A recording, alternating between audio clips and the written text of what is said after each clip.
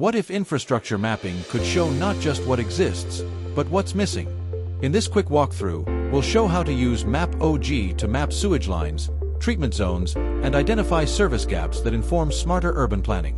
Start by heading to story.mapog.com and click Create New Map. Give your project a title, like Sewage Coverage and Treatment Zones, and add a brief description. Next, use the Add GIS Data tab to search for and add two key layers. Drain lines representing sewage flow.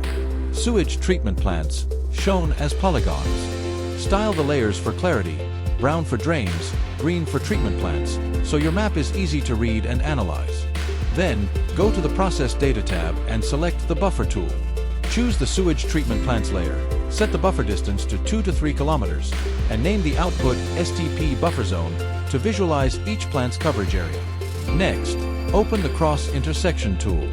Next, select the STP buffer zones as Layer 1, Polygon layer, and the drain lines as Layer 2, Line Data. Then, choose the relevant attributes for both layers and hit Submit to run the intersection. MAPOG will generate an analysis layer showing which drain lines intersect with the treatment service areas, helping you spot covered and uncovered zones. You can then use the Style Editor to color code these categories, and the Attribute Editor to tag each segment with fields like coverage status, priority level, or recommended action. Once your map is ready, use the Share and Publish feature to make it public or embed it into reports, dashboards, or presentations. With MAPOG, infrastructure planning becomes clearer, faster, and more data-driven. Start mapping smarter today. Need help?